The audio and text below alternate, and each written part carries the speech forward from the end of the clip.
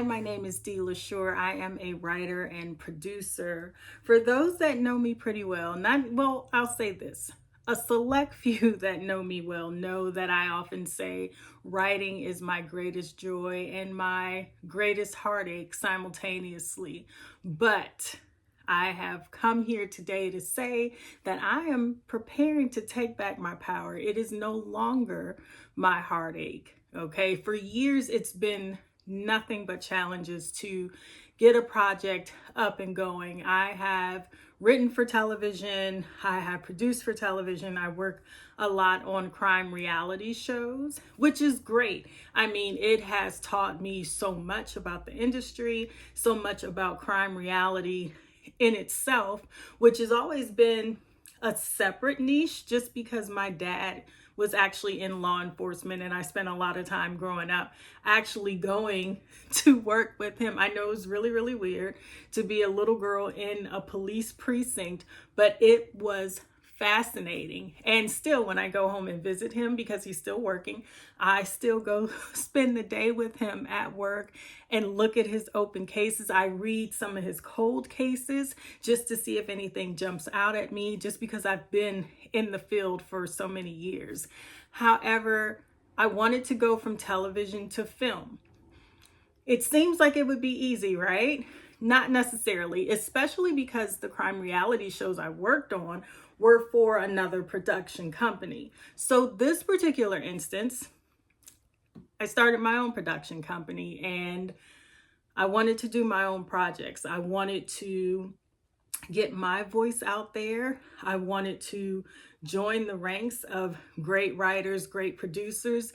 And because there are not, I repeat, there are not a lot of people that look like me in the industry at this point in time, it can be a big challenge, but one I am willing to conquer, one I have been willing to conquer, one I have been striving and working towards conquering. But this particular time, it just got to a point, that whole saying, when you're sick and tired of being sick and tired, then you do something different. And I decided to do a few things differently because that's the definition of insanity, right? When you do the same thing over and over again.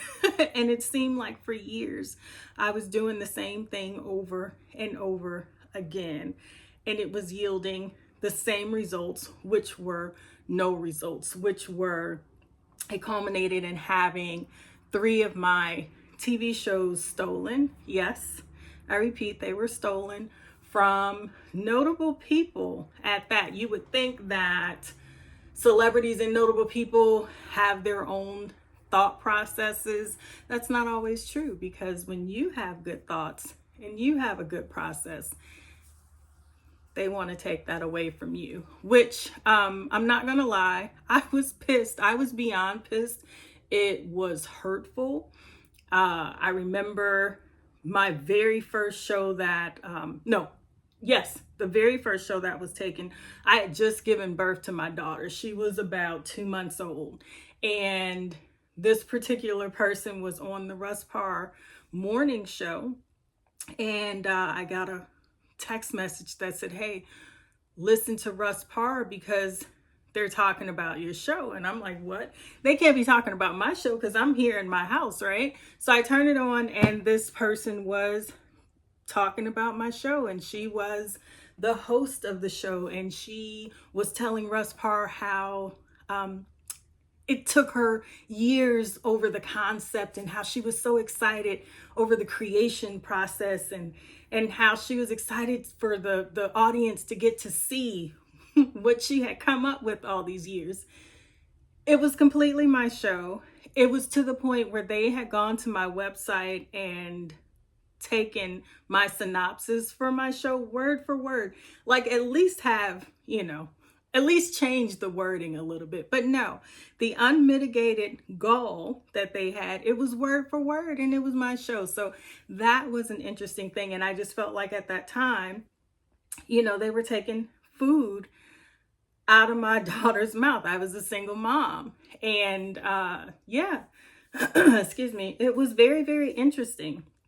I will never forget that day. And then it happened twice more. And at a certain point, one, okay, there's validation because I am good enough, so good, in fact, that you're willing to steal from me. So not only could I write, but I was valuable enough to be stolen from. Okay. And yes, before you guys ask or comment, copywritten, registered, we went through all the legal process.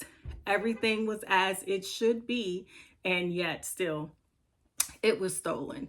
But all of that to say, through all of those hard times and pushing through, getting to closing tables and having something happen, and that person, that investor saying, no, I changed my mind. I mean, there have been so many times where I have been so close, right at the line. And when I get ready to cross the line, I was halted. And I know now that that was God telling me that I was not ready. And more importantly, when I think back of the people that were in my life during those times, those were the times when I didn't need those people around. And I can't help but think that that was God telling me, you can't have this now because they can't be here. And since then, over the years, people have dropped off, which has been just fine for me because more doors have opened up and I don't have those people bringing me down, so to speak. And that's what happens too. I find that the closer you get to your goal, the more people will drop out of your life.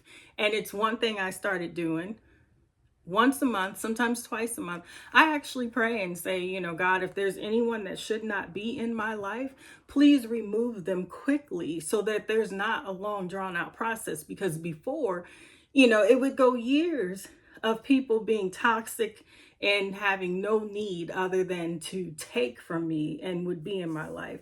So over time, I started getting wiser, saying, you know what, okay, before they leave, let me ask God to remove them if they should not be here. And that's what I started doing. And now I can say my circle is so small. I make a joke that my circle is so small that in a few minutes I'm going to be shaking my own damn hand, which is just fine. I'm okay with that. But I am also right at the precipice of my goal.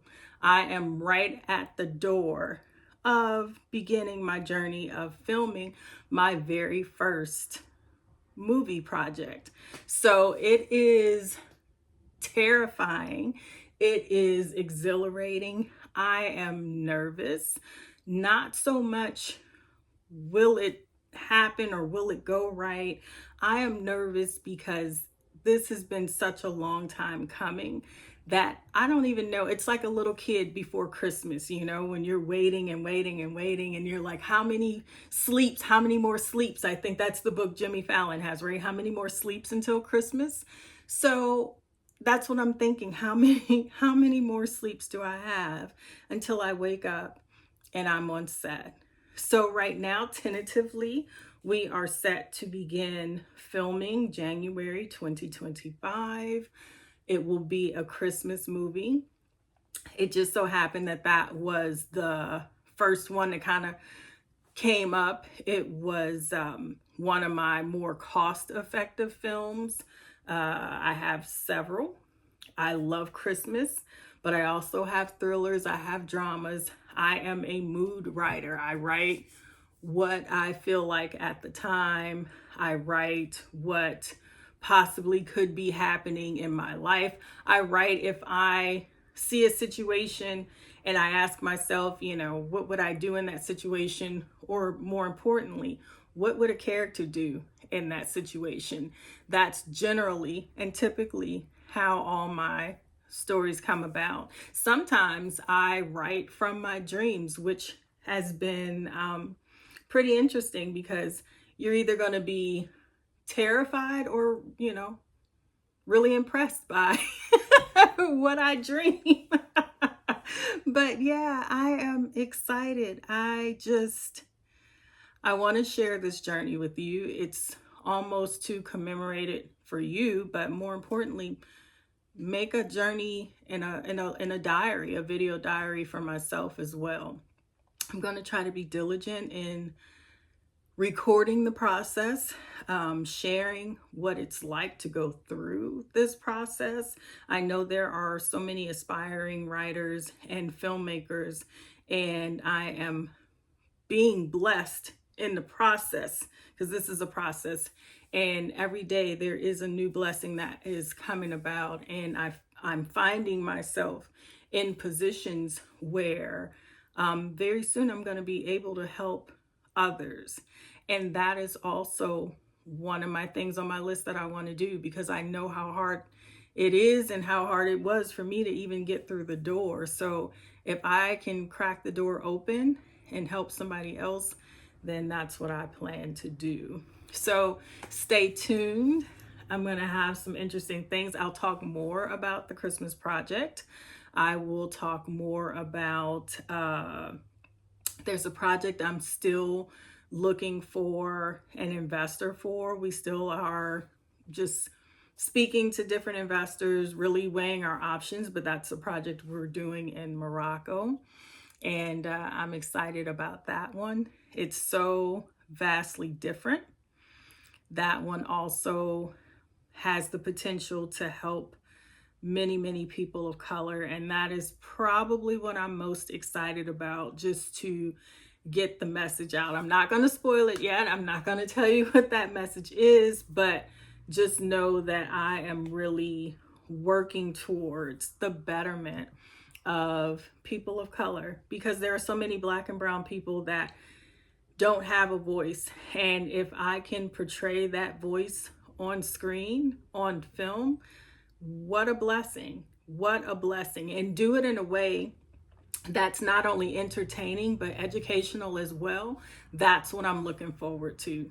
So I have so many things I'm excited about, and I am excited to share them with you. So I'm going to end this for now. And until then, enjoy your day. But whatever you do, please don't forget to let the day enjoy you on purpose. All right, guys, talk soon. Yeah, all right.